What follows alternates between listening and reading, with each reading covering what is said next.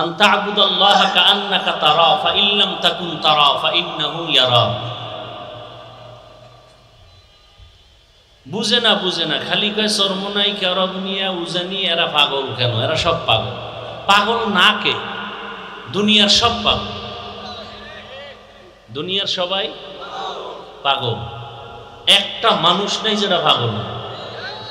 কেউ টাকার পাগল, কেউ ক্ষমতার পাগল, কেউ নারীর পাগল, কেউ গাড়ির পাগল, কেউ চেয়ারের পাগল, কেউ সৌন্দর্যের পাগল, কেউ আল্লাহর পাগল। পাগল না কে? পাগলের কাম কি? কয় যে নারীর পাগল, সে 24 ঘন্টা নারী নারী নারী নারী, ধ্যান খেয়াল নারী, নামাজে দাঁড়াইয়াও নারী। জীবনে মসজিদে দেখি না, হঠাৎ করে দেই নামাজ পড়ে, কি হোক? কয় আমার একটা আশা পূরণের জন্য মসজিদে এসেছি, নামাজ পড়তেছে। অন্তরে নারীর খেয়াল। যে যেই জিনিসের আশেক, সে ওই জিনিস নিয়ে সারা দিন রাত্র গবেষণা, স্বপ্ন, জিকির আর ফিকির। যে ক্ষমতার পাগল, সে নামাজে দাঁড়াইয়াও ক্ষমতা, আমার চেয়ার গেল নি। কি জনগণ মরে যাইতেছে খবর নেই, আমার চেয়ার দরকার। চান্দাবাজার ধান্দাবাজের দেশ শেষ হয়ে গেছে। আর আমগো হুজুরগো কষ্টেপ দিয়ে তালা লাগায় বলছে ইসলামের রাজনীতি নেই। সুলাইমান নবী দুনিয়া চালাইছেননি, সত্য কথা স্বীকার করেন, মানেন আর না মানেন। কোরআন শরীফে ঘটনা আছে।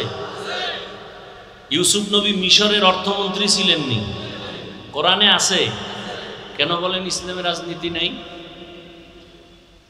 হ্যাঁ, যদি খোলামেলা বলেন যে হ্যাঁ আপনাদের মতো চান্দাবাজি ধান্দাবাজি এইটা নাই, এটা ঠিক। ইসলামে চান্দাবাজি আর ধান্দাবাজি নেই। ইসলামে কি আছে?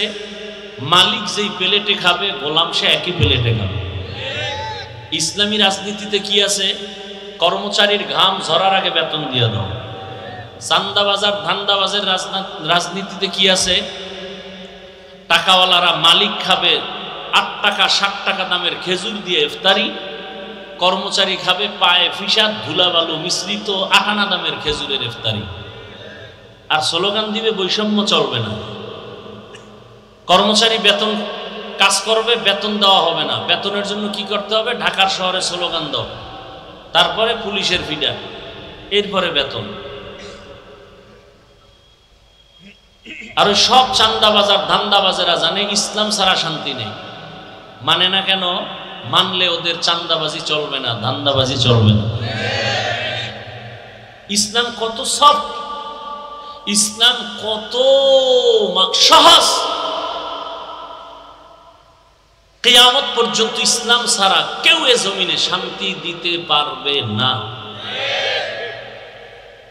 কেউ পারবে না। দেখেন, মানুষকে কষ্ট দিবে তো দূরের কথা, ইসলাম কি বলে? একটা এই যে কোরবানি আসতেছে, একটা পশুকে জবাই দেওয়ার ক্ষেত্রে রসুল বলছেন আর এক পশুর সামনে এক পশু জবাই করিও না, ও কষ্ট পায়। ইসলাম কতটা আপনাকে সতর্কবাণী করলো। একটা পশুকে কষ্টের জন্য রসুল নিষেধ করছেন, মানুষকে কিভাবে কষ্ট দেবে? এর নাম ইসলাম। আর সে ইসলামের রসুল জীবনে কাউকে গালি দেন নাই। হাজারো গালি শুনছেন, জবাব দেন নাই, একটা গালি দেন নাই, মিথ্যা বলেন নাই। এমনকি রসুল দুটো চোখ গরম করে কারো দিকে তাকান নাই। যদি তাকাইতেন জায়গায় পুরা ছাই হয়ে যেত, মুহূর্তের মধ্যে ছাই হয়ে। রসুল কোনদিন দুটো চোখ গরম করে কারো দিকে তাকান নাই।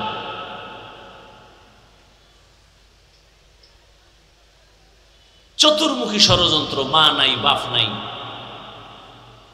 জানের দুশ্মন সামনে পেছনে চতুর্দিকে। রসুল দোয়া করলেই কবুল। সেই রসুল না খেয়ে পেটে পাথর বাঁধেন কেন? 3 বছর রসুলকে গৃহবন্দী করে রেখে পানি দেয় না, খানা দেয় না। রসুল গাছের পাতা ছিঁড়ে ছিঁড়ে চাবায় চাবায় ক্ষুধা নিবারণ করে। দিন এমনি আসছে। আল্লাহ হেদায়াত দান করুন। জানি না কতটুকু সময় পাবো, তবে দোয়া অনেক বড় দামি এক সম্পদ। দোয়ার দ্বারা বান্দা অনেক দূরে আগায় যেতে পারে, যেটা নিজের প্রচেষ্টায় সম্ভব না।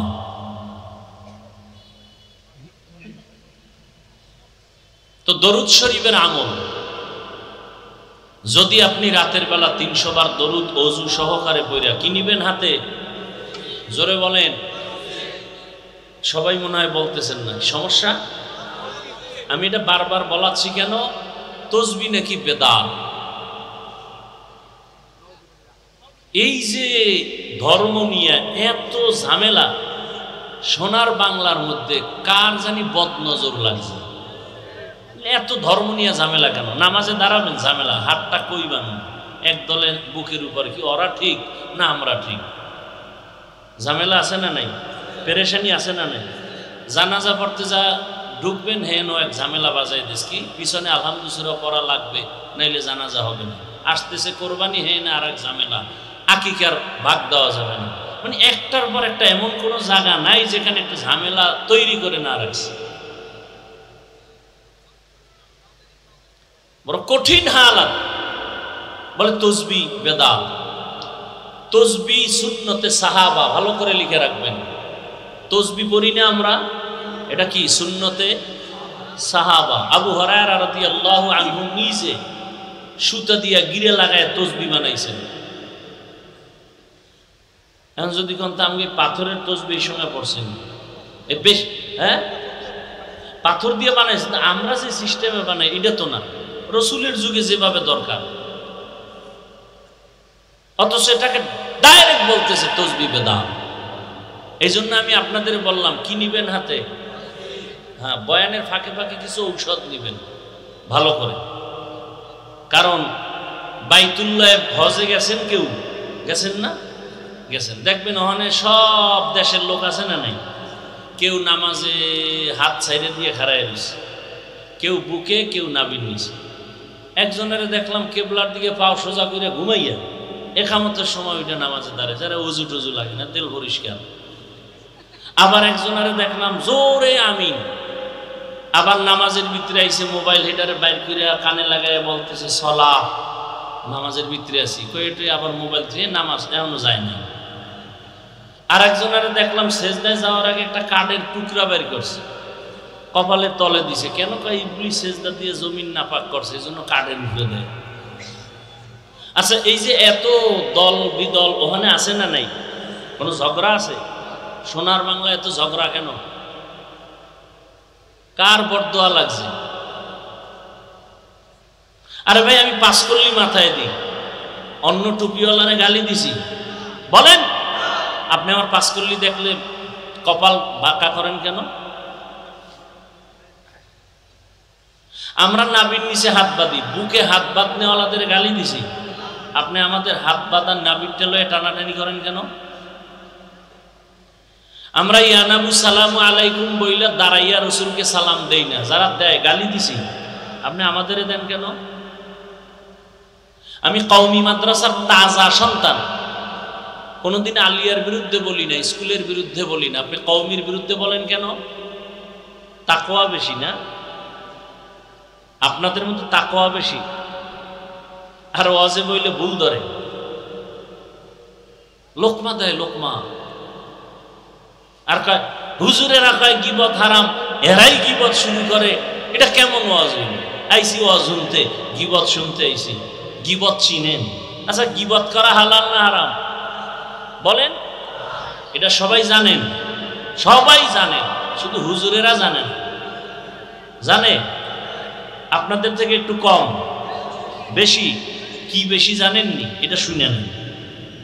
আপনারা জানেন গিবত করা হারাম, হুজুরেরা জানে শুধু হারাম না, 4 কারণে গিবত করা ওয়াজিব, গিবত না করলে গুনাহ হবে।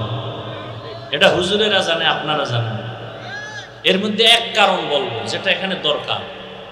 ইসলাম নিয়া, আল্লাহ নিয়া, রসুল নিয়া, ধর্ম নিয়া যদি মানুষকে কেউ প্রপাগান্ডা ছড়ায়, এদের গোষ্ঠী শুদ্ধার নাম ঠিকানা সহ আহলে হক ওলামাদের দায়িত্ব এদের মুখোশ জনগণের সামনে উন্মোচন করে দেওয়া। নাম নিয়ে বললে গিবত হলেও সওয়াব। কই পাইবেন? যে বললাম এটা আছে, কই পাইবেন?